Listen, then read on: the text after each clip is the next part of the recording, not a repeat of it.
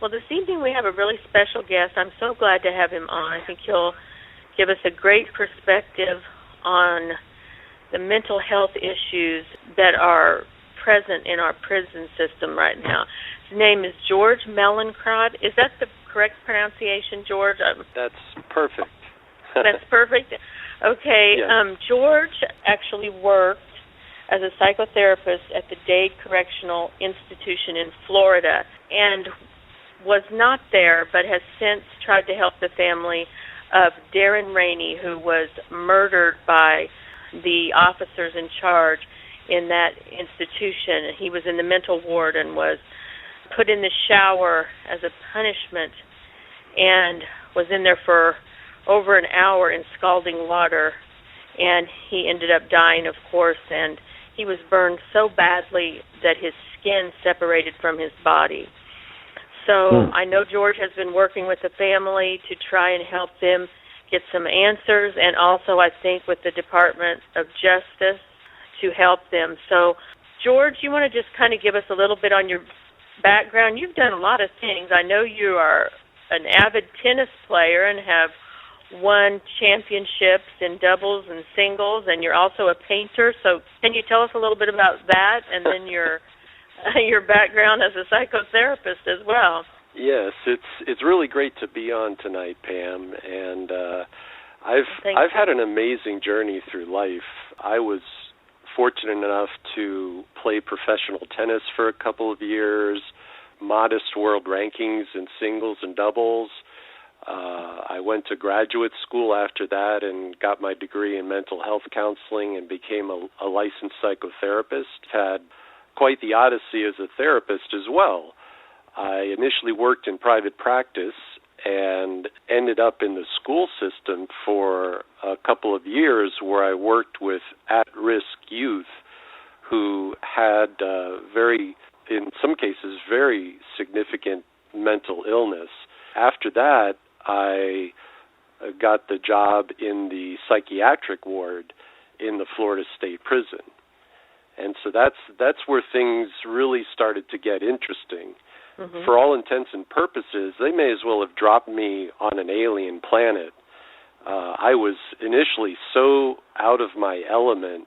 I was witnessing inmate abuse, but I wasn't labeling it as such because I had no training to recognize what abuse was, aside from obvious abuse like beating and killing.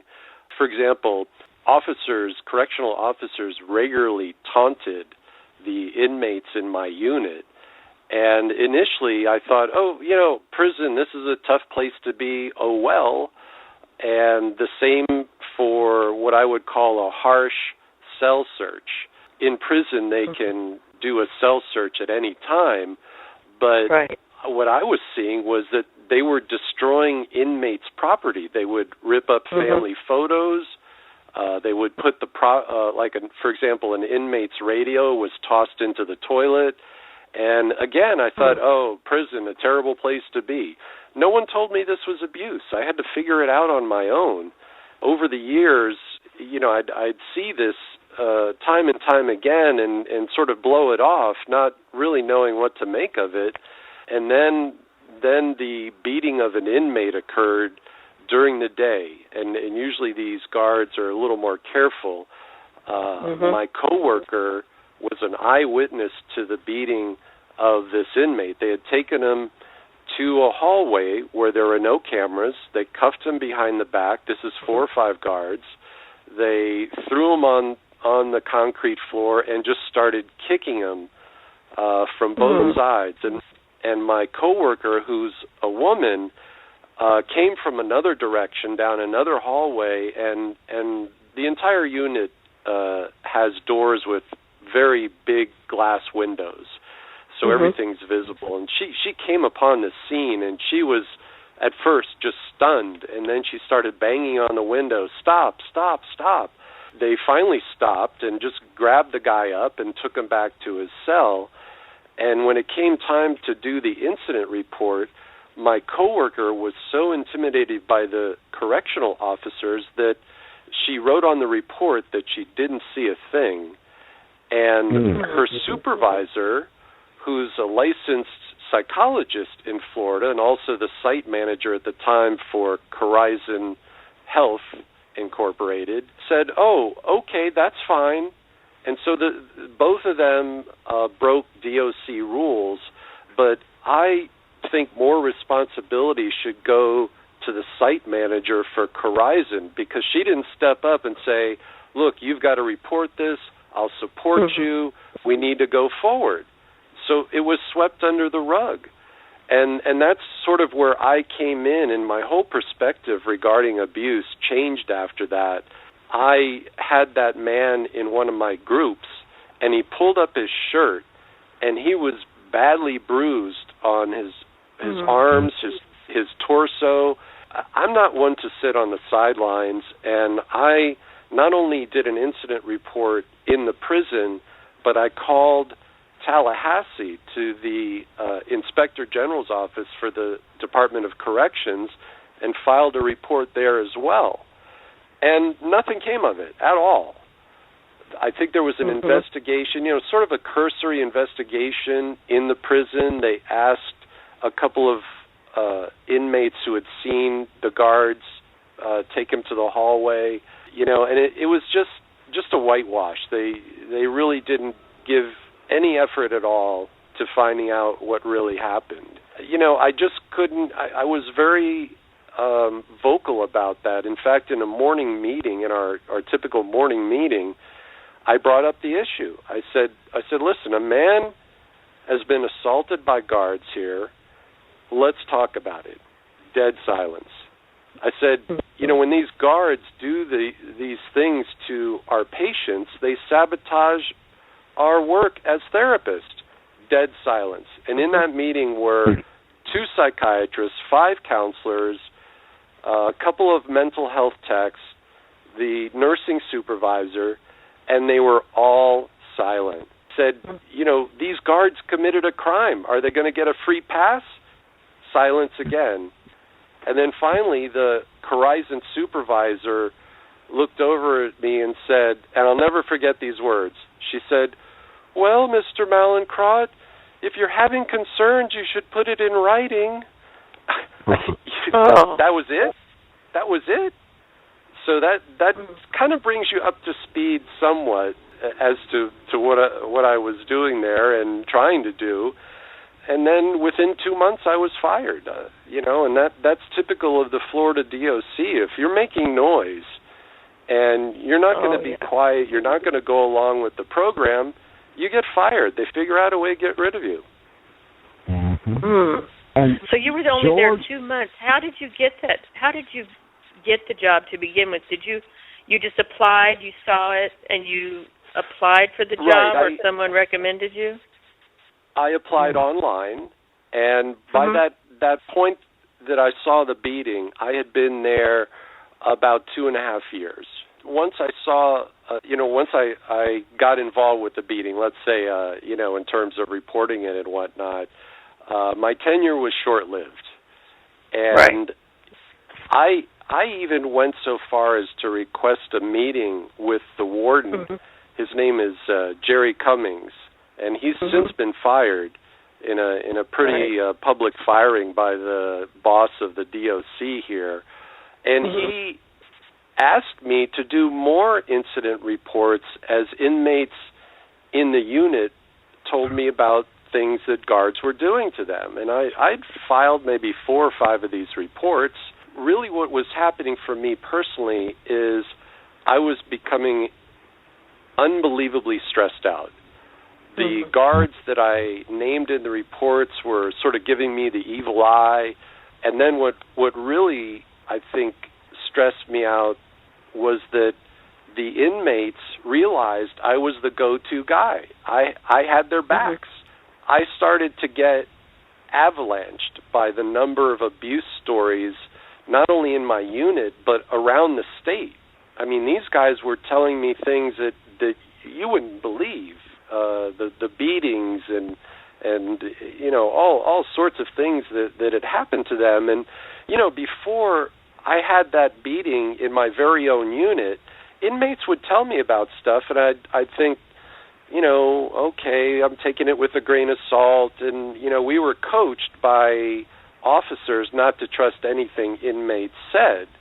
But, I don't listen to anybody that well, so I was figuring it out on my own and piecing it together. And I was thinking, inmates may lie, but they don't lie all the time.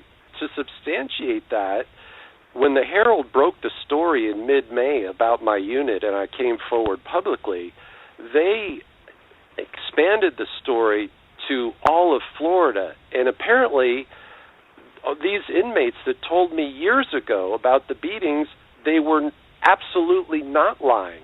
They were being beaten, and it was, very regular and very widespread throughout Florida. Well, from what I know, it's widespread throughout the United States. That's what I gathered. One thing that I would like to say, and this is Mark, and good afternoon to you, and welcome to the show. Thank you. Oh, what happened to Mark? Oh, I think he's still there. As far as I'm looking at the switchboard he just dropped off. I think he lost his cell tower. He'll call back in here in just a second. I know he was getting ready to ask you a question.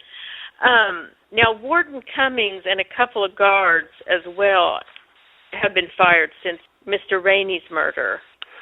Isn't that correct? Right. And there's a new warden now. And do you know anything about the ward there since the new warden has taken over? Do you hear anything about whether it's better or not since they've been fired?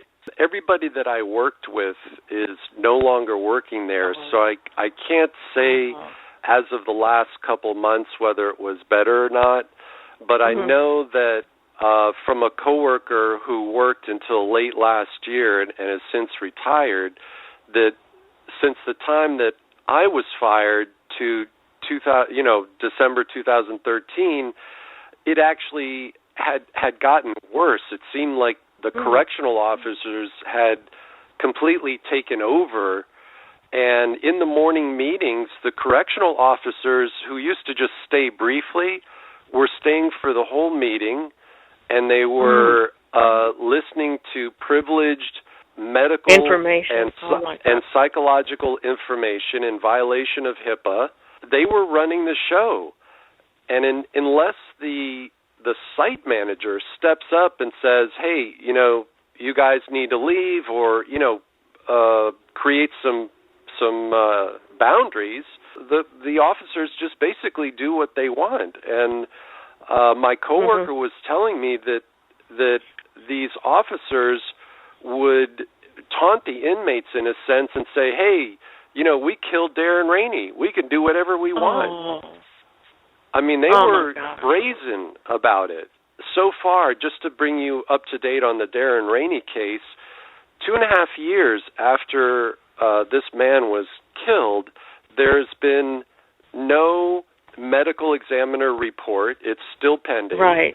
And they're pointing to the police department and saying, hey, you guys aren't telling us if it's a crime or not, so we can't complete our report. Then the police department is pointing at the medical examiner and saying, well, you haven't made a determination yet, so we can't go forward either. And it makes no sense. People that have been interviewed by the Herald are like, wait a second, the medical examiner can finish the report.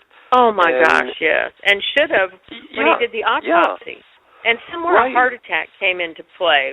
Was that, I read that one, I'm not sure who it was, said that he had a heart attack instead of the scalding being the final thing that killed Darren Rainey. It was a heart attack. Now, have you heard that? Well, I'm not sure about that, but at some point in a scalding incident, I'm sure the heart stops. Sure, your heart, yeah. Yeah. Right. And wouldn't you think a medical examiner would look at this person? You know, if the skin is all sliding up, you can tell when someone's been so badly burned. I mean, right. You would think that when he did the autopsy, he would have concluded that this was a homicide, by... Yes. the condition of his body after basically boiling in that shower for an hour. I mean, it just, oh my gosh. It's so hard to think that people could be so cold-hearted, work somewhere. I don't care if the people that you're working there, you know, you're taking care of or overseeing, if they just drive you bonkers. How you could have such a cold heart to put someone in a shower for an hour and basically boil them to death for pooping on the floor and not wanting to clean it up, and the person is mentally ill. I mean, exactly. To me, it's just like, how can you? And there are so many of these people. Oh, here's Mark again. Hold on just one second, and I'll add him back in. And I'll let him ask his question. Mark? Hello? Okay, he's back, George. Okay, go ahead. Okay, I was introducing myself to George, and it just, I don't know what happened to this dumb phone, but it went out. And one thing that I wanted to say is that I do know what you speak of as being 100% true. It's common in most U.S. prisons for basic things that occur that are illegal to be kept upon the staff. And if it is leaked out, then they become to be targets where that other correctional officers and administrators within the prison system, they begin to nitpick with whoever is considered as the link. These types of abusive murders is what they really amount to, is basically leaving individuals in neglectful situations inside of these prisons. This has been going on for, I would say, the last at least 40 years that I know of.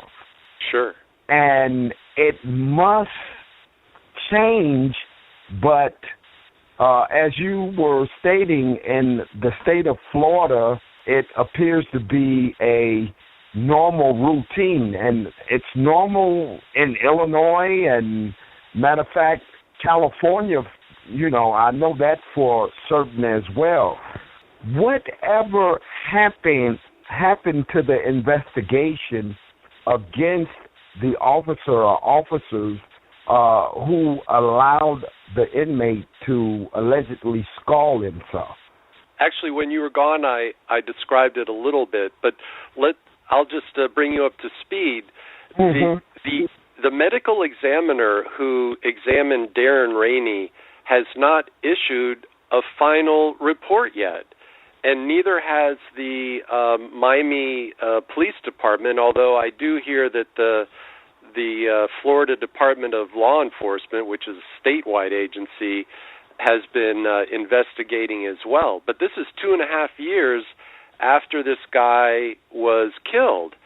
And a group that I belong to that's called SPAN, Stop Prison Abuse Now, I'm familiar with that organization. Yeah. We started a petition to ask Eric Holder to investigate Darren Rainey because we weren't getting anywhere with the state authorities. And so we went down to the Dade County state attorney. Her name is Catherine Rundle Fernandez.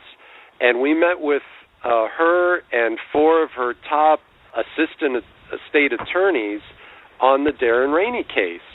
And she said that she was never notified of his death. And the reason was it was concluded by prison authorities that it was an in-custody death from natural causes. And when her assistant state attorney read that, I just burst out like in this sort of, I don't know, I kind of laughed, but you know how you laugh at something that's just horrible? I couldn't believe it. I was beside myself. So she never got the case, and the only time that she heard about it was through the Miami Herald stories that came out mid-May. And so that was the first time she had heard of it, and we met with her over 2 months ago, and still no grand jury, no charges. They said that they were investigating, and she had all her top people on it, but, you know, we're a little frustrated that we're not... Now, one question I would like to ask, have the family filed for a inquest? Well, no, they haven't filed that, but I know that the family has filed a wrongful death lawsuit. I've been in contact with Darren Rainey's brother, Andre, on a couple of occasions, and they've gone forward with a lawsuit. So that's going to make its way through the courts. And another lawsuit has been filed by Disability Rights Florida and another legal entity, and they're backed by a very large law firm, and they've filed for injunctive relief against the practices in my former unit. So they're suing Dade Correctional, they're suing Horizon Medical, and they're suing the DOC. Right. Now, see, the reason I'm asking is because in order for them to be able to move forward with a wrongful death lawsuit, they would need to have at least some evidence, and I think that evidence is reached upon the cause of findings of death by a pathologist. I'm almost for certain that they would need the pathologist's report, and I am pretty shocked to hear that. And matter of fact, I know people in higher positions in Florida, and what I'm going to do is make inquiry about this particular case in general and see why no inquest has been filed, because what I can come up with as a statute of limitation upon an inquest is 90 days after a pathologist has made a preliminary cause of findings of death. See, and it appears 2 years is somewhat outrageous, but I'm definitely going to follow up on this particular case. And I don't have a lot of confidence in county medical examiners. For example, just recently in this women's prison, it's called Lowell Correctional Institution, a woman by the name of Latondra Ellington was concerned for her life. She had written to her family naming a guard, Sergeant Q, who had it in for her.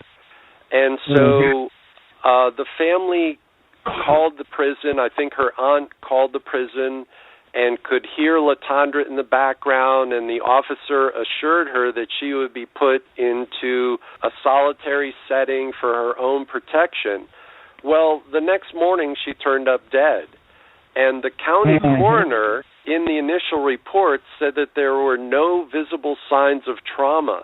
But Latondra's family and the attorneys, the same attorneys that handled Trayvon Martin and also the Ferguson case. I know them very well, yes. Right, Crump, and so they got into the picture, and they ordered a separate autopsy by an independent medical examiner that found that her abdominal wall showed signs of bruising consistent with either being kicked or punched. So I have no confidence in these local people because I definitely have no confidence in any local or state pathologist, and I do realize that when dealing with a prison source, you will always need a second pathologist finding. But to, initiate any type of what you say findings by a grand jury, it would need the pathologist's report, and this appears to be highly criminal. Here it is, someone that is mentally ill. And the reason I'm concerned is because I used to be in prison. So by being inside of the prison system for 28 years, I have witnessed some of everything that can occur inside of a prison. Matter of fact, in Statesville Prison in the state of Illinois, it was one of the most violent, bloodiest prisons in the U.S. At one point. Mm-hmm.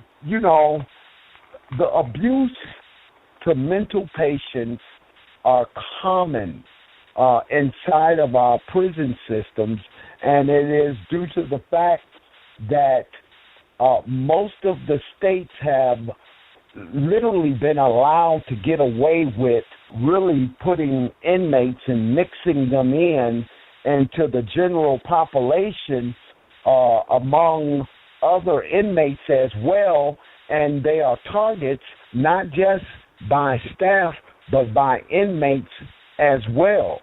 And that's a so big true. no. Oh yes, yeah. I know. Trust me, I have seen it with my own two eyes. And in the state of Illinois, they did make some changes by picking a very small institution in which they knew would not be able to hold, the amount of individuals that really needed psychotropic care. But, these prisons and these wardens are like, and I'm not going to say all wardens, but your directors and your liaisons that deal within the prison systems, man, we got the police out fighting against street gangs. They are the street gangs. I have seen those individuals. I was in prison so long, I actually seen some of them start as correctional officers, knew that they was mules. And I know you, maybe you don't. Do you know of the terminology of a mule? A mule brings in drugs or cell phones. Correct. Yeah. Thank you. Mm-hmm. So, in other words, I have seen these individuals start off as the correctional officers. When they start off where that if you just, move the wrong way, they want to write you a ticket. Then 6 months later, then they kind of like calm down, and then they get in good with the inmates. Then the next thing you know, are they bringing in this, and that, okay? That's who's running our systems now. And that's what a lot of people fail to realize. Just because they come from Iowa, guess what? He started his correction career off somewhere, and most of the prisons were controlled, I would say, for at least 2.5 decades by street gangs. And so now our prison systems has changed as a result of the Clinton administration. Shortly before he left, he gave the prisons tons of money to turn them into what he considered as weapon-free environments.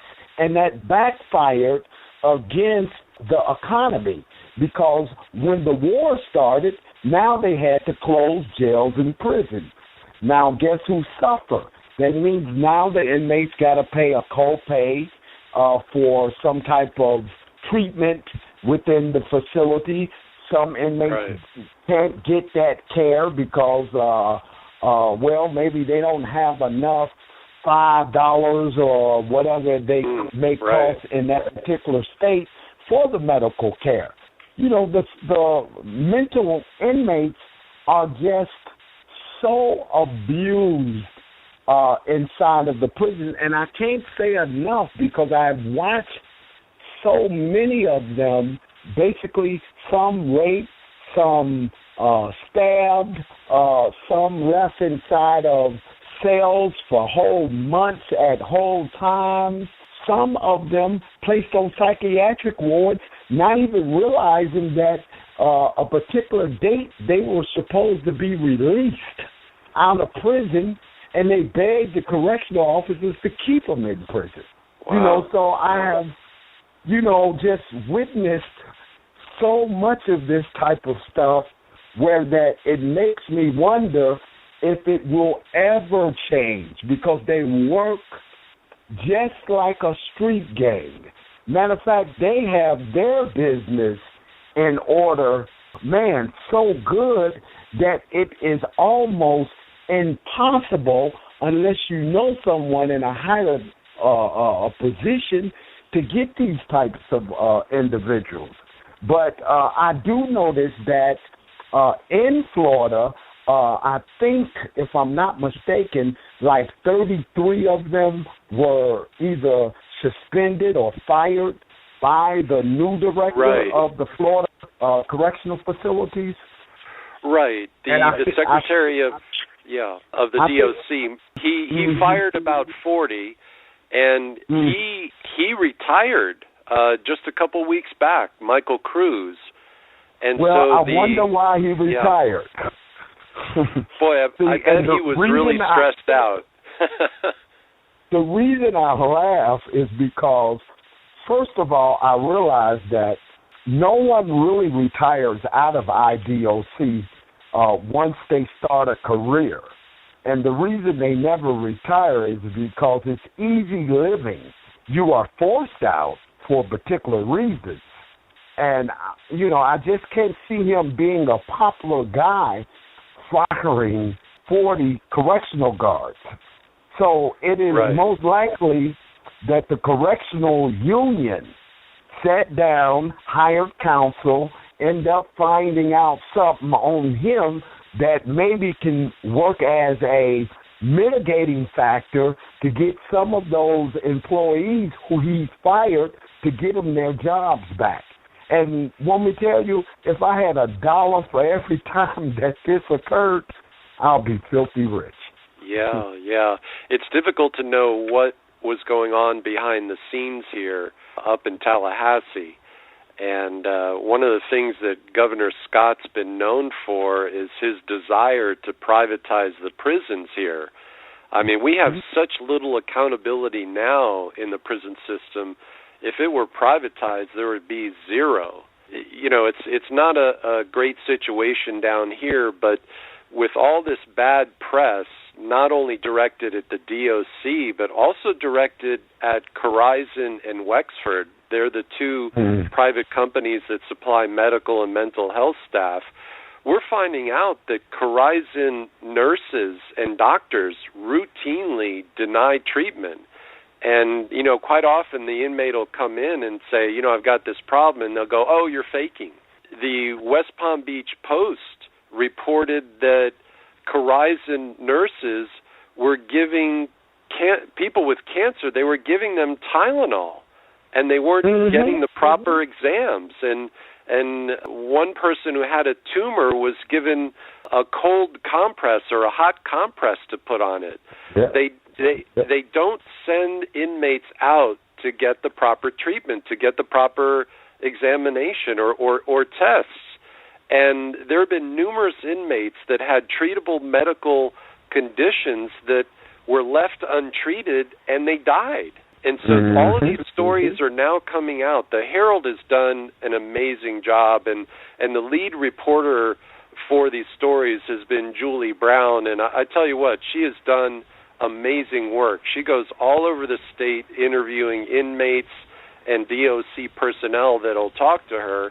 And I tell you what, she deserves a Pulitzer. I'm just putting it out there right now.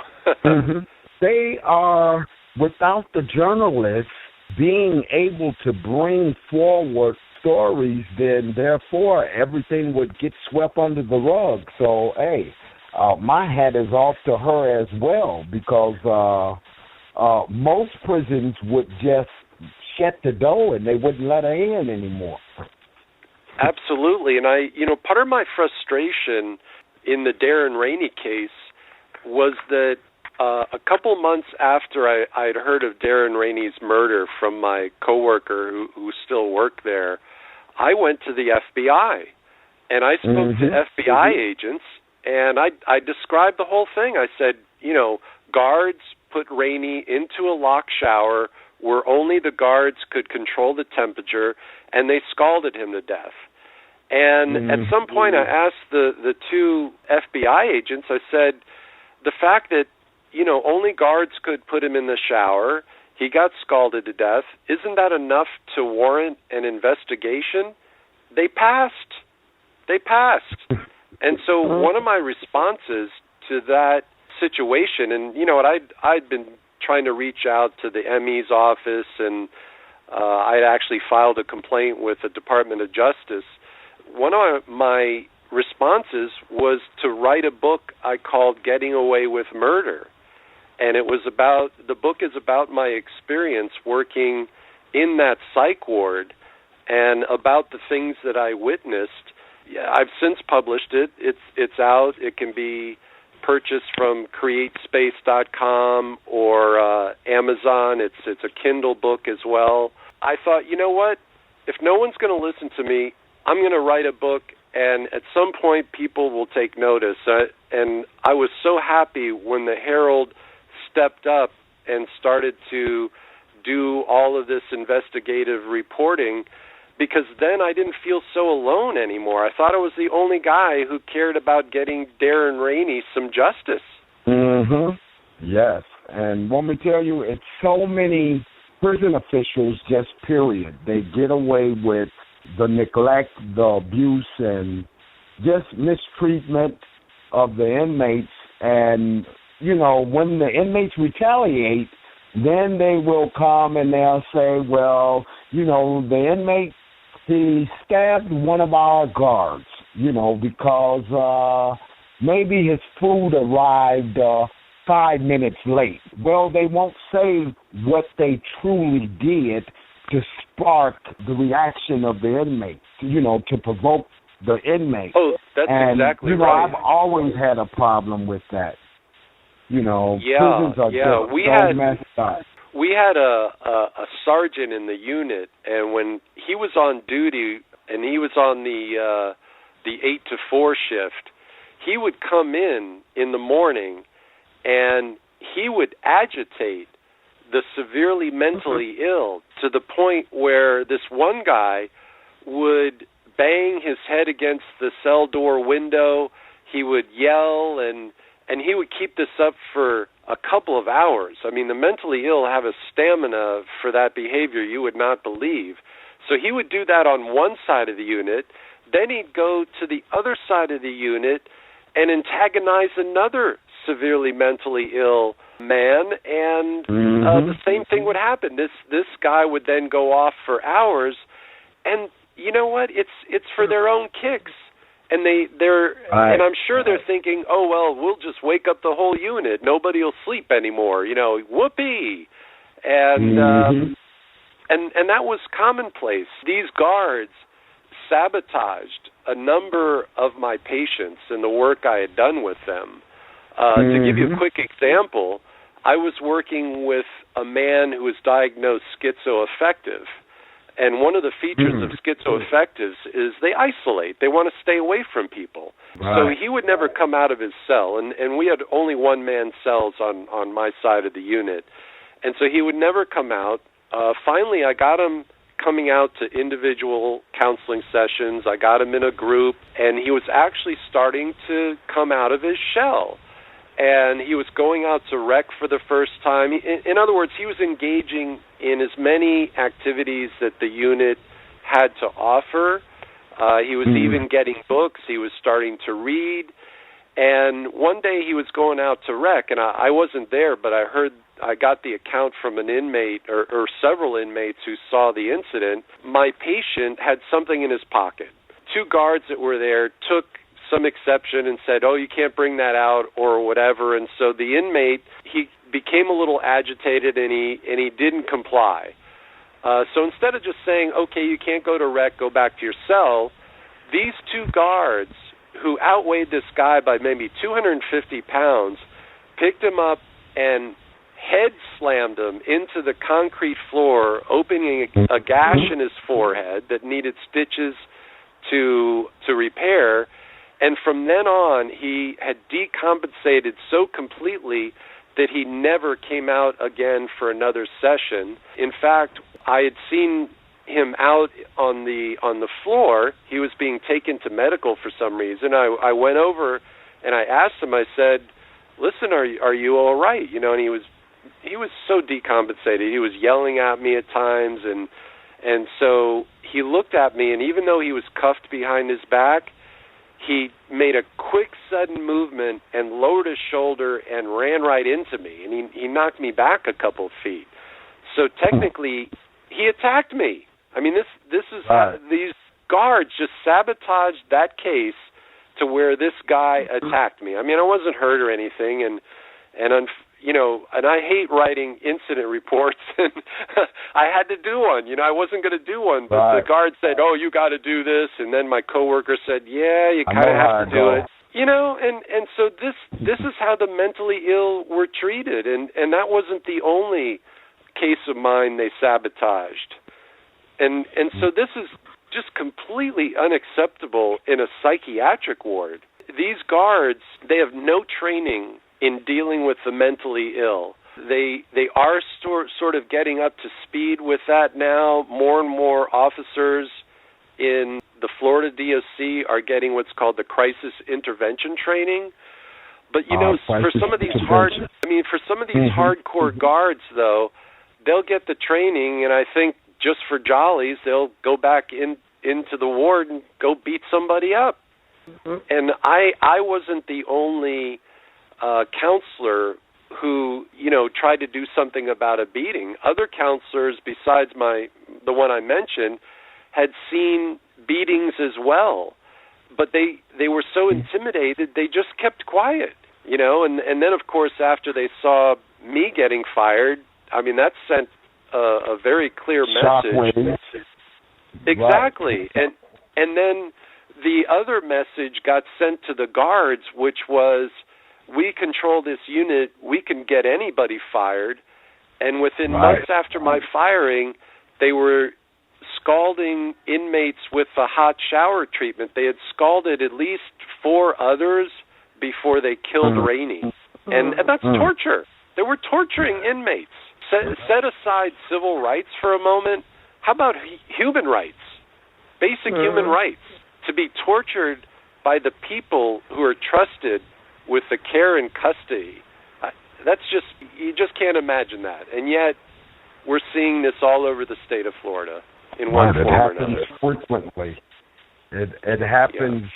Yeah. I did not know that Florida was suffering from an epidemic of this abuse, but I do know that places like California and, matter of fact, even up in Pennsylvania and some portions of Illinois within their prison system, it's off the chain. It's, and it's sad because we look for some type of way how to correct it, and every way that we find that is a sensible approach, we're told, guess what? It's not good enough, or it violates the safety and security, and when you look up, it's business as usual.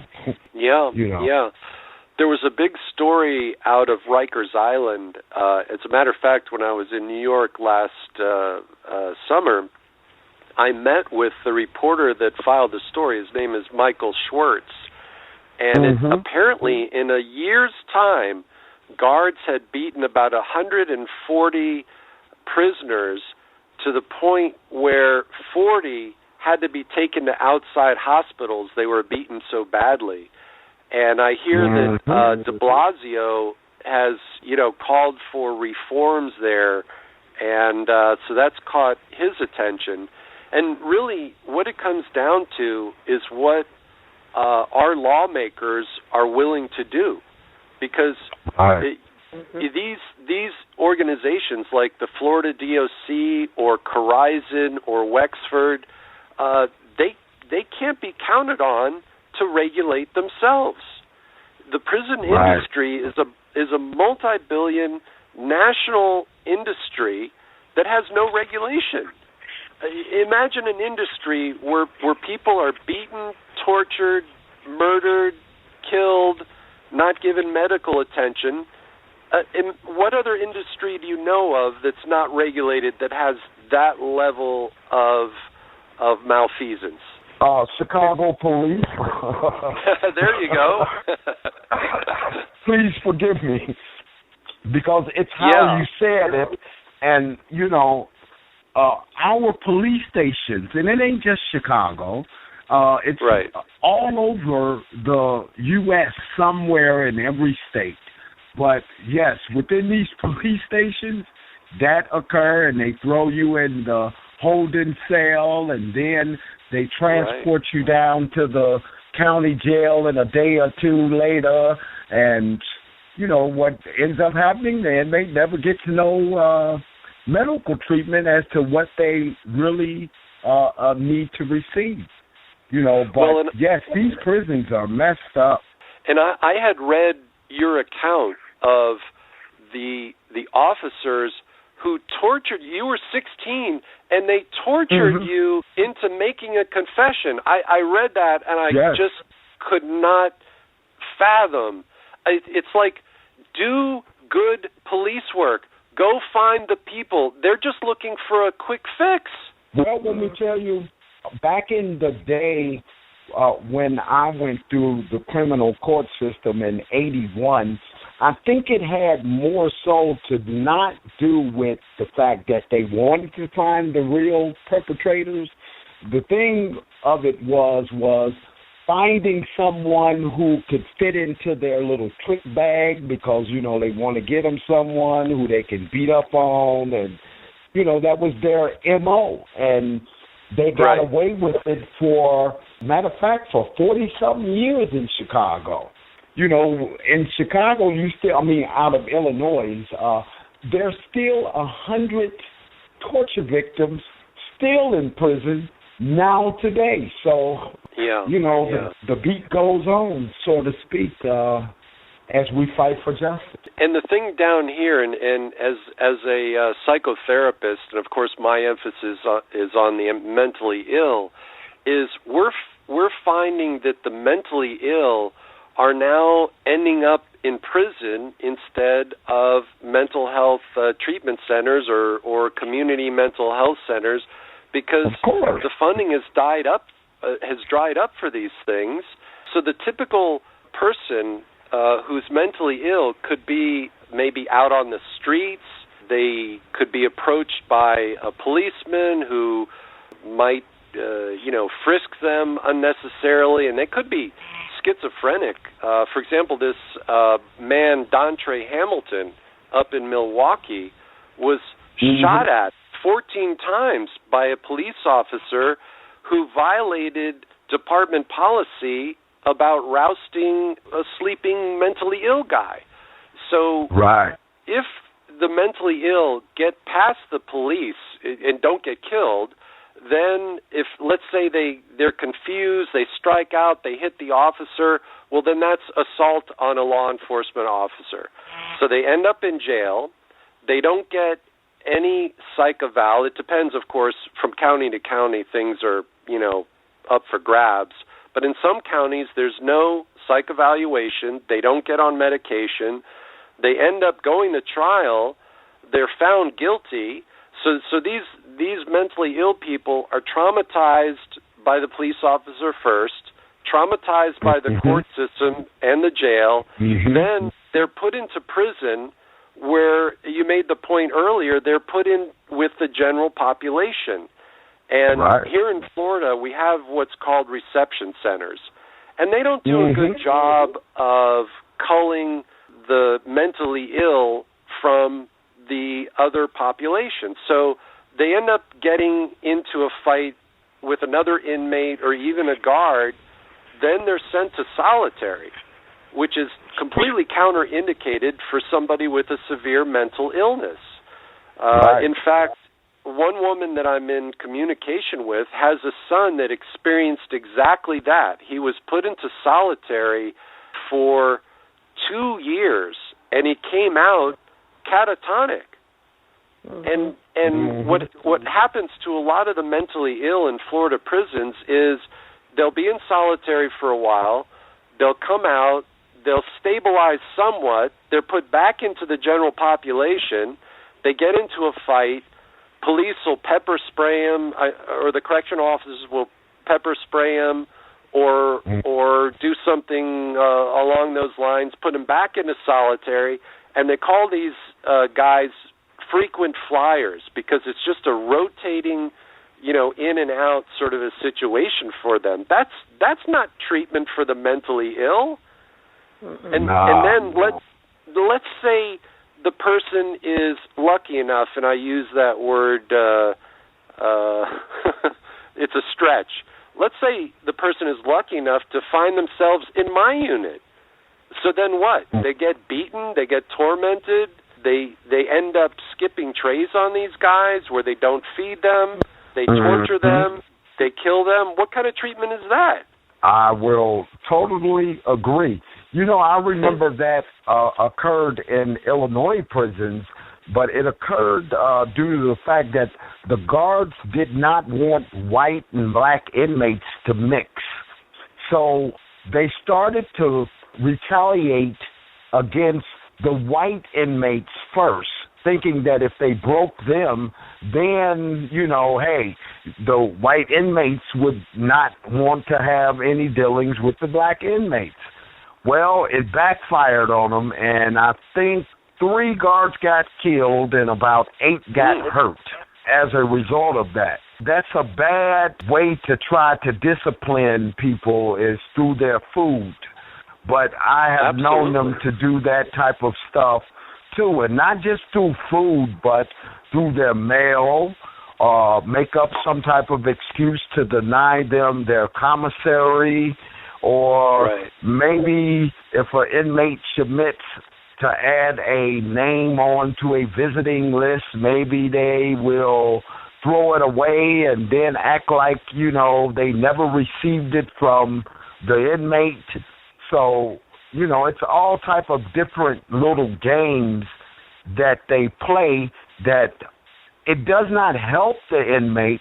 It worsens the inmate, and that was the need for the what they call it. They call them psychiatric units that they had that were not even involved with the prison system until, I would say, the 7th year of Ronald Reagan's administration, when he came up with the bright idea of eliminating these facilities. And I would say since 1988 or 89, they have started to, the budgets have always started to swindle down, and the treatment has just amounted to nothing, so.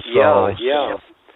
And our prisons are now repositories for the mentally ill. It's estimated that nearly 60% of inmates have some form of mental illness. And prison is not a great place to treat mental illness. We need to do better on the outside to keep people with mental illness from going inside. Well, let me tell you, they had a great plan that was in play, as I was explaining. And, Ronald Reagan wanted to make a penalty against the mentally ill as a result of being shot, I think in his first year of office, by Hinckley. So therefore, he really secretly waged a war against the mentally ill inside the state facilities rather than the federal facilities, which really makes no common sense because Hinckley was in a federal facility. And, right. I just don't understand this because before our prison systems before they came out with locking the guys up for the petty drug offenses, for the women for the prostitution and things of that nature, our prison populations they were all manageable. But now everything has skyrocketed because everything a person do, if they believe it or not, is a crime. So, that's what has become to be of our society now today. It's you can't do anything in this society and not be provided with some type of mercy without escaping the prison system, and especially if you poor. See, and if absolutely. you black, that just add to the punch. So, we got to figure out a way. Yeah. One point I'd like to make about guards that you touched on before is guards don't understand the fact that if you respect a man, you go by the book, they will respond to that. But guards that end up thinking that violence is a way to control a prison population will only breed more violence. They will make prison more dangerous for themselves, as you pointed out, but they make it more dangerous for people like me, that inmate who attacked me. I'm glad that he had cuffs on. What if he didn't have cuffs? What if he was stashing a blade or something? That could have been a bad situation for me. And these guards, they don't get it. Treat a guy with respect. Of course, you've run across many inmates that were just horrible people and difficult people to be around. But they have protocols in place for those people, and they should follow it by the book as opposed to just deciding to do a beatdown. I totally agree. Yeah. George? Yeah. Yes. I have a question for you. Getting back to the ward that you worked on, did you know this Mr. Mayer, I think that's how you pronounce his name, M-A-I-R, who committed suicide shortly after Mr. Rainey was murdered? And the note that he left inside his boxers that he had sewn inside there, that was very powerful for me to read about this man leaving this note inside his boxers saying that he wanted to out everyone in that unit for all the things that they were doing to him as well as the other people in that unit, including like sexual assault and gambling, about whether or not this inmate or that inmate would win the fight. They would pit a black against a white inmate. Did you see any of that, or was that after you were gone? I know he left this note talking about all these different assaults and everything that were perpetrated on these poor inmates. Can you expound on that? Right. Actually, a couple of inmates that had come up in Miami Herald stories, I did meet when I was there. However, Richard Mayer, I did not meet. He was not on my caseload. And some of the things that he's alleging happened after I was there. So when I was there, I wasn't hearing anything from the inmates about those sorts of things. But as I said, after I left, the unit declined very rapidly. So I wouldn't be surprised at all if the guards just gave in to, whatever depravity they were capable of. So it could have been a complete free for all for all I know. And see, here's the way the unit works. There is during the week, mental health staff are there during the day. We're not there at night. Only the nurses are there at night, and quite often, unless they were called out for some reason, they just stayed sequestered in the nurses' station. and they, weren't. They would do their rounds every so often, and so it was a minimal staff. And then the weekend as well, no mental health staff was there during the weekend, and it was the weekend shift that Rainey, was subjected to. And so, as far as Richard Mayer, he and you got to give him credit, I suppose. He knew that they would search him, and sewing the suicide note into his boxers guaranteed that the medical examiner would come across the note. And so that's how that came out. And thank goodness the medical examiner, didn't hide that. So, that was an important piece that gave us a window into how that unit had declined.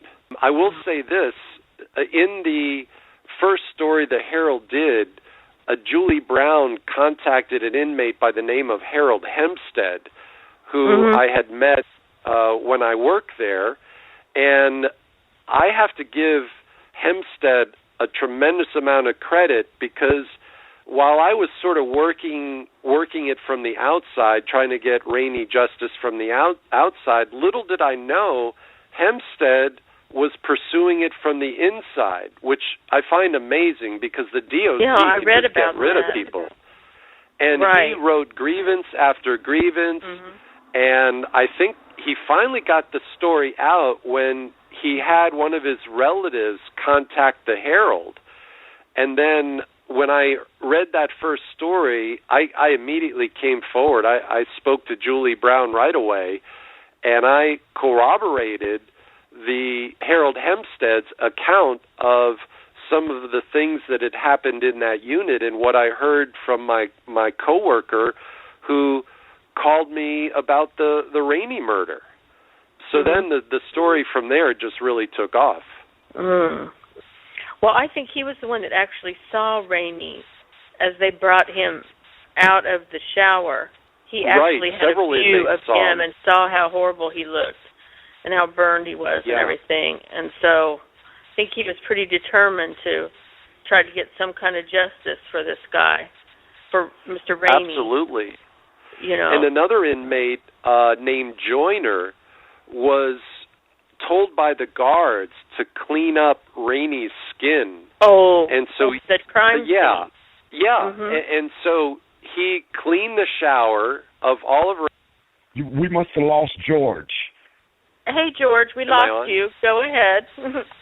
The phones tonight are a little nuts. I know. Anyway, so Joyner filled Rainey's shoe up with his skin, and he threw it into the garbage. The guards directed him to just throw it in the garbage. So when CSI got there, and they didn't see all of the evidence. I mean, the evidence had been cleaned up. And also, I think the video, they said, after they put him in the shower, it was non-functional. The whole time he was in there, it was not. They said it wasn't functioning. And they also took the plumbing apart, I read. I don't know, just a couple days after they took all the plumbing apart and redid it for whatever reason. But there's no video. There should have been video of him in the shower the entire time, and that magically disappeared. Positioning of the camera, I know, just had a general unit-wide view where you could see who was going in the shower and so on and so forth. And I believe there was maybe only one camera for that one section of the unit. And I don't have any confidence in that video system or the fact that guards would go in there and screw with the videotapes. And that's one of the things that I've had as one of my recommendations, is to get cameras throughout the prison system and cover all the blind spots, and then have some independent agency monitoring those cameras, maintaining them, collecting the data, because the DOC can't be trusted to monitor those cameras because, you know, they're going to destroy evidence. Mm-hmm. Of course. So, yeah. So that was a really unsavory situation there, and those guards that actually put him in the shower. One resigned, and another one's working as a policeman in a municipality somewhere. Oh, great. Yeah. And the guards that beat the inmate that I did the reports about, my coworker said they were all promoted. Oh, my. And in fact, the sergeant who was overseeing the beating told my coworker straight to her face, we had to make an example of him for the other guys. Right. Oh, yeah, really? That's always a good one. Mm-hmm. Yeah. And so, and here's the thing. I mean, I had interactions with that sergeant up to that point. I mean, he had been there, I think, the whole time I was there, and I thought, oh, this is a pretty decent guy. Apparently not. You know, these guys can fool you. You can never tell who's going to be an abuser or not. You know, so it's difficult to ferret these people out. I will tell you this much: it doesn't take a whole lot to get a job in the Florida DOC. All you need is to be 19 years old and a high school diploma or a GED. And the Florida DOC does no personality screening. In other words, testing them, giving them a personality test to maybe determine if they've got some deep-rooted pathologies. So, you know, these people come in and they're not solid people. They can easily be morally swayed. In other words, to fit in, as I've said before, they will abuse an inmate. I'm thinking it's like a rite of passage. You know, oh, you're part of the group now. You didn't feed inmate Smith, or you antagonized him. You're one of us. So I think that goes on, and you know, and it's a deeply rooted culture within our Department of Corrections here in Florida. What happens is these people that are young and abuse inmates, they are promoted, they work their way up through the ranks, and the people that are under them who abuse inmates get a free pass from these guys. And so these people grow up in the system, and then they achieve very high positions of authority. So everybody, you know, a lot of people are looking the other way. I will say this about correctional officers in general. I believe that there are a lot of really good officers out there. In fact, I had the pleasure of working with one on my unit. He always kept the unit quiet. He never antagonized anybody. He worked hard to meet the patient's needs in terms of getting them soap or bath towels or necessities. And, you know, I had the utmost respect for him, but he was ostracized. You know, they made jokes behind his back, and that's the way they roll. I'll tell you a quick story about this former warden at the Florida State Penitentiary. His name is Ron McAndrew. He came over from Europe having a 20-year career in the military, and at age 42, coincidentally, he got his first corrections job at where I worked, the Dade Correctional Institution. Within a short time, he was butting heads against the guards who were abusing inmates, and he wouldn't go along. So they slashed the tires on his truck. They poisoned his dog. But he didn't give up, and he kept working his way up through the ranks. In a recent article, he said that when he was the warden at FSP, he would talk to an inmate who had been bruised all over his body, and he knew guards had beaten the guy, and the inmate would say, no, I just fell off my bunk. Because if the inmate told... Exactly, they would be retaliated against. And so here's a warden who's tried to make a difference, and he's since retired, and now he consults on prison and jail matters. But he was telling me this story. This is how hard it is to change the culture that's so deeply embedded. Mm-hmm. Wow. Well, it seems like a lot of these guys, before they even get there, are controlled. They have controlling tendencies, and they love having that type of job because they feel like, they're in control all the time. And the more they do to these people, the more they feel in control, and it ups their ego, so to speak. They just have controlling personalities, or even some evil personalities that enjoy it. Because why would you do that to people? I mean, yes, you want to fit in. Part of you, if you're a good person, has to be saying, "Oh my, this is really wrong." And yeah, they must not think what if somebody in my family ends up in prison? Would I want people doing this to one of my family members? Of course they wouldn't. But absolutely, it really makes you wonder about where some of these people come from, and how they treat their family when they get home. If you're like that all day long, hyped up, doing stuff to hurt people all day, I can't see how you would turn that completely off when you get home. Yeah, you're absolutely right. Mm-hmm. You're absolutely right.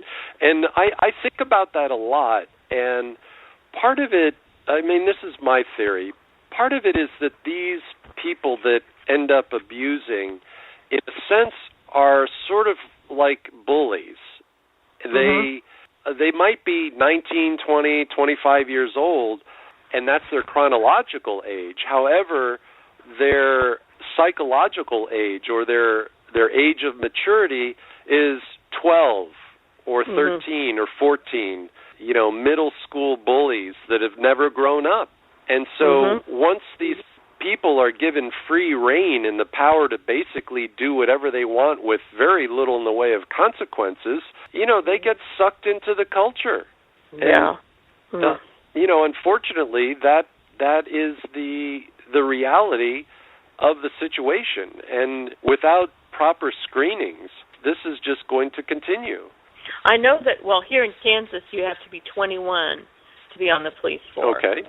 But most of the time, the officers are sent to the county jail first for about a year before they're put out on the streets, to be trained that way. And I'm thinking, they're in that jail setting for a year or so. They may have mind issues that pour over into when they get out on the streets, and they're just, they're patrolling and things like that. But here they put them in the jail for a year. So hard telling what they've done in there by the time they get out on the street. It's just so perplexing to me how people can be so cruel to people all day, every day like that. But like you said, it's a part of the culture, the prison culture, with the guards, just like a gang. You got to do something really bad to get in. In order to get out, you almost have to quit if you don't want to do the things that they expect you to do. So there's a question I have for you about, I just wanted to ask you, since you're a psychotherapist, because solitary confinement bothers me so much, and you were talking about it before. When people are put in solitary confinement, they put them in there, it could be some small infraction for 60 days or 90 days, which doesn't seem very long, but when you don't have anything, nothing to read, no mail, no TV, no radio, you're sleeping on a concrete slab, if you can even sleep, and you're just sitting there. It's so obvious to me that even if you couldn't have, all your privileges are taken away, why in the world couldn't you have a book to read? Or something to do that could keep your mind at least occupied so that when you get out of there, they're so messed up by the time they get out. Like you said, they end up right back over there again. In the administrative segregation unit, They're not out in general population anytime. They're not even used to being around people. Some of these people haven't had anything to do for years. And they put them back in general population, or some of them spend their whole prison term in solitary confinement, and then they put them out on the street. That person isn't even going to know what to do the minute they're put out that door. They haven't even made a phone call in 10 years. Some people end up being in there for a decade or more. And it just... And I agree, and 85% do come out back into the world. The unfortunate thing is we're sending them back out worse than when they went in. Right. And I think that there's been a lot of people looking at solitary now because we're getting a lot of news stories about solitary confinement, and it's difficult enough for a normal person to cope with. Right. The mentally ill, there's no way they can cope with that. They don't have coping skills to begin with. And as I said, that's the worst place you can put someone who's mentally ill. Oh, no. Right. It's just like, and then when they act up, they end up beating them or doing horrible things to them or laughing at them. I mean, if you're mentally ill and somebody, all they ever do is laugh at you and take things from you, you could never get better. I mean, you already have a lot of problems, but somebody that's not horribly mentally ill, like they don't even know where they're at or something like that, but has the wherewithal to know that this person is teasing me, taunting me, there's no way that person is going to be able to get better and be, it's just so sad. It's just sad that we would treat our own, people that way. I mean, we treat animals in the Humane Society better than we treat our prisoners. I mean, that's true. That's true. And we like to look at these other countries and say, "Oh, look at China, look at Korea, look at Syria, and all their human rights abuses." But you know what? We got it happening in our own backyard. We need to clean up our own business first before we start pointing fingers at everybody else. I agree. Totally agree. Yeah. Yes, I totally agree.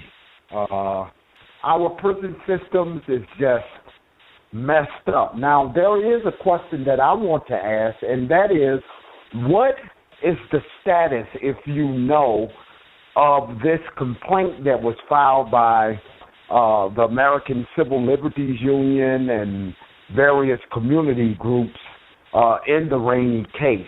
Have any word come forward from the Justice Department as to their investigation? I have not heard of anything yet. It seems that, from what I understand, the DOJ gets tons of these complaints, and the Ferguson situation got a lot of attention. Unless it's high profile, it doesn't get immediate attention. Is my understanding of the way the DOJ works, and so we're trying on our end to do as much as we can and to inform people, educate people, and talk to legislators. I've spoken to a couple of legislators individually, and they're, of course, appalled by the Rainey situation, and we've encouraged them to reach out to the DOJ to see if they can't get something going. I guess my frustration is all of this change, if it's even going to happen, is going to take a long, long time. I'd like to see charges brought in the Rainey case, but I'm a little pessimistic. I mean, this is 2.5 years after the man was killed, and as far as I can tell, not a whole lot has been done. Then we have the situation with Latondra Ellington that I spoke about earlier, and that's super fresh. I think she was killed in the first week of October of this year. Right after Secretary Cruz announced all of his little initiatives, they're still killing inmates.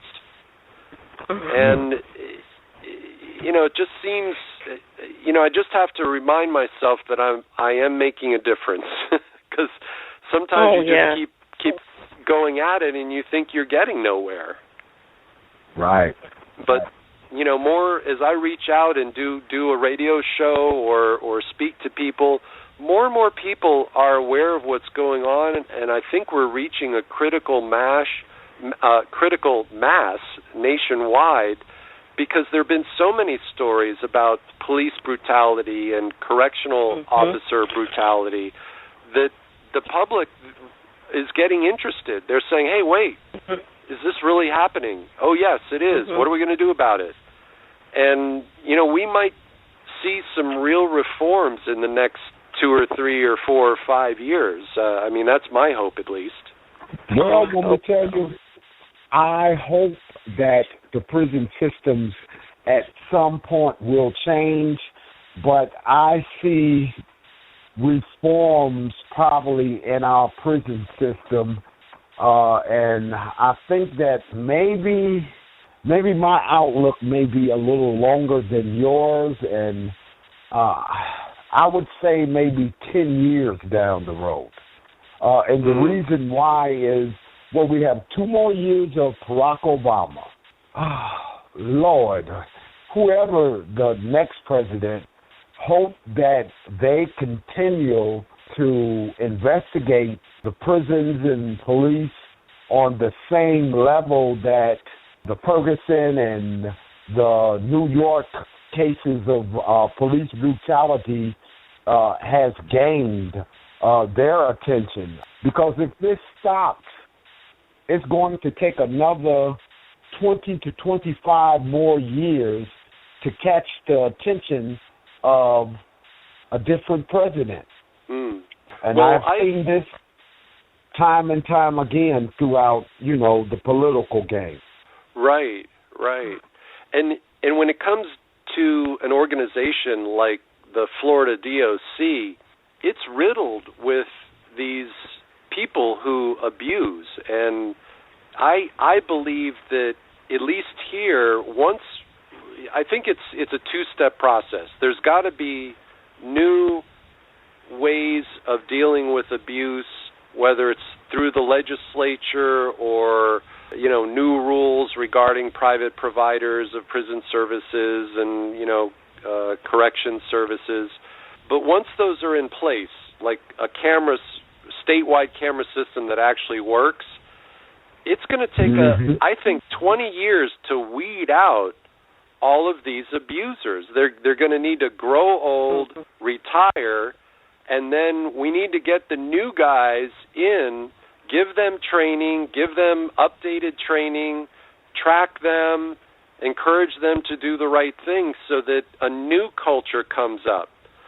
And, the people that are in the union, the correctional officers, and there are 22,000 people in the DOC, the good ones need to step up and say, you know what, we need to get rid of these people that drag our profession down, because police officers and correctional officers are being tainted by these bad apples, so to speak.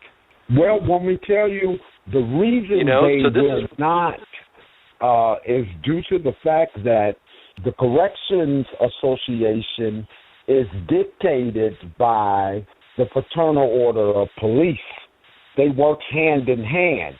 And even when they are caught in the wrong, they will still deny that they have done wrong. And that only makes the problem worse, because now it drags on for years and years and years before you're able to get the relief that you are looking for. Absolutely. Yeah. And even when, like, for example, if a correctional officer down here is caught on camera beating an inmate, they get fired, but that's about it. They don't get charged with assault and battery. So, these officers down here, they can do awful things to inmates, and they know the only thing that'll happen usually is they might get fired. Right. More often than not, it seems like they're getting promoted. Mm-hmm. Right, they are promoted for doing wrong. Yeah, and that's a scary thought. And even police officers out on the street, when they're filmed beating people, they still get off. I mean, look at Rodney King and the New York situation. The man was saying, "I can't breathe. I can't breathe." It's still no charges. That was justified. And how about Dontre Hamilton, the mentally ill guy in Milwaukee who was shot at 14 times? Yes. There's still no charges. And when we tell you, in Illinois, a man was shot 28 times. What is his name? Howard Morgan. 28 times. And being shot 28 times, the man was a railroad police officer. So he's being ambushed. So I guess they thought he was not supposed to reach for his weapon. Well, they got away with claiming that he was not supposed to reach for his weapon, and he's sitting in prison right now serving 40 years for attempted murder, and his gun wasn't shot one time, and he was shot 28 times. Wow. So, hey, the system gets away with what they want to get away with, and we fight and we struggle, and, we look at that the system at some point should want to change these conditions, but that's not their concept. Their concept is that they're going to leave the inhumane policies intact until they're forced. See, no settlements. A settlement, they just give you a few $1 million and say, okay, business as usual. What they are going to need is injunctive and punitive relief to force the prison officials to change its policy. And until this occurs, it's not going to change. And what's occurring in Florida is occurring all over. It's horrible, but this is the standards and the practices of our correction officials right now today, and they see nothing wrong with it. See, that's really scary. Yes, you're right. And very scary. One of the things that has happened since my profile has become more public is people are reaching out to me with videos of police brutality. And sometimes I am so inundated by these videos or news accounts, I can only read a paragraph or two or watch a minute, and I'm like, okay, can't go there anymore. I'm about to lose it, because there are just so many of them. There's so many instances of abuse and brutality. It's like watching a train wreck every 5 minutes. And for me, I have to be careful not to get too deep into it, because otherwise I think I would be ineffective. Right. It'll take up all of your day, all of your time. You would become sick trying to just figure out what's the next case, because there's so many of them just sitting in your inbox just waiting on you to read. And I'm sure, Mark, that you have endured kind of a similar situation as me, given that you're an advocate for the wrongly incarcerated. What right for? And please forgive me because I was eating, and please forgive me, bad student. But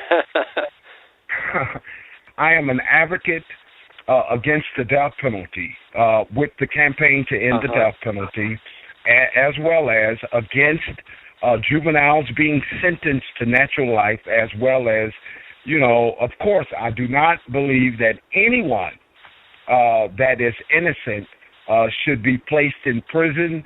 But unfortunately, until we get reforms, I would say probably each and every week, 50 people probably, and that's one out of each state, go to prison per week that should not be in prison.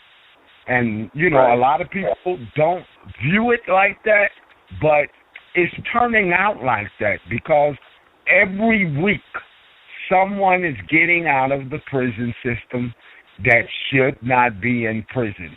I think this year alone, either this year or last year, 77 people was released in 1 year.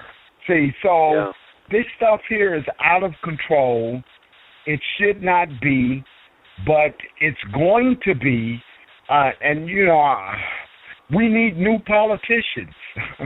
It's like we need to just throw in the hat on all the old, retire them, let them go, and hopefully that we could start a new system and get some type of dignified system in play, because right now there's no dignified system in play whatsoever, from the police to the prosecutors down to the judges. And then once they go through the kangaroo court, then now they have to go to the kangaroo Department of Corrections. And by the time they do get out, if they did not have a mental problem, they may very well have one. I've got to give you a lot of credit for keeping your head together, being, wrongly incarcerated for 28 years, because psychologically speaking, I think that's amazing. There would be people what it is that we, the people in society, don't give enough credit to the children.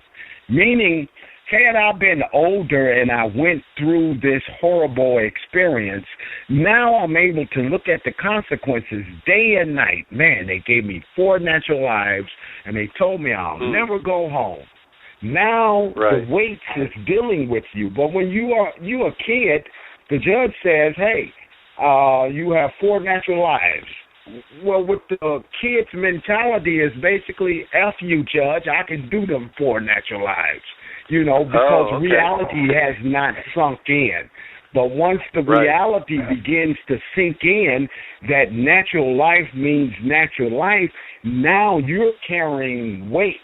And I'm pretty sure you have seen some individuals around the prison, and they walk as if they're carrying just loads of garbage on their back.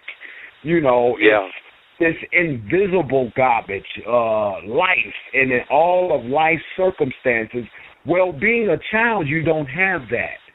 So when you enter into a prison that was corrupt, our prisons were totally corrupt. And they were like Fun Town, or maybe the amusement park in Florida, which is called Six Flags, Disney World, or whatever.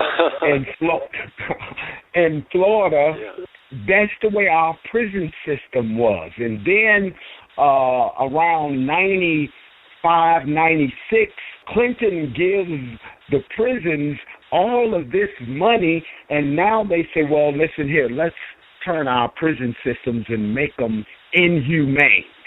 So now you begin to feel those weights.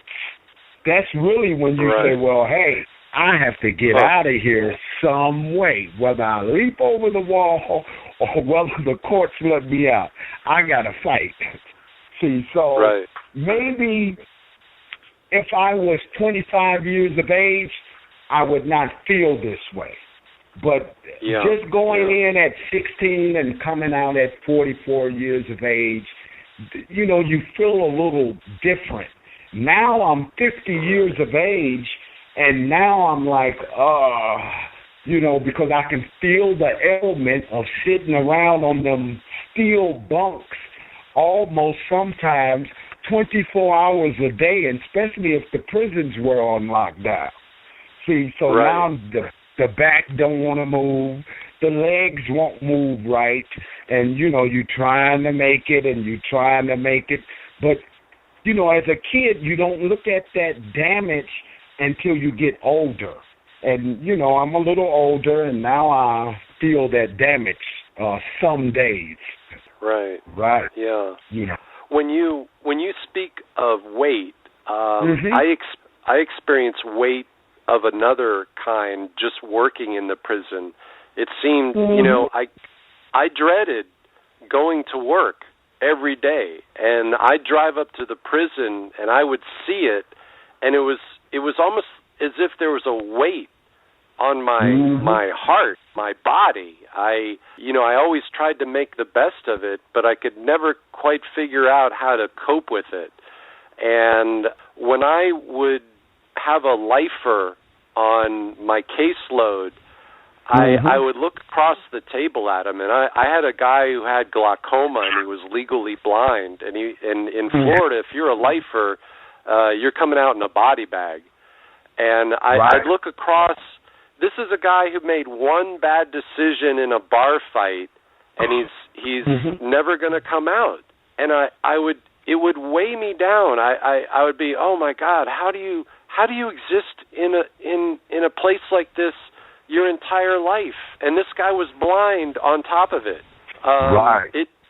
It always struck me hard. Whenever one of my patients had a life sentence, man, I mean, it just hit me hard. I don't even know why, but it hit me hard. Yes. Well, we've only got about 2.5 minutes left, so we'll kind of wind it up here in the next couple minutes.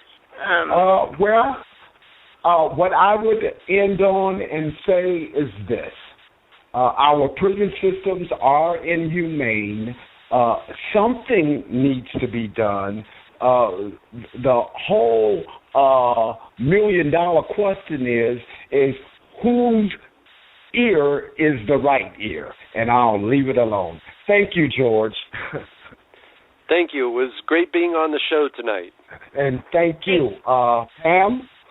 Thank you so much, George, for getting back with me after we just had tweeted a little on Twitter there. I'm so proud to have met with you, even though it's just by phone, and so proud of the work you're doing, and I pray that justice will come for Mr. Rainey and his family.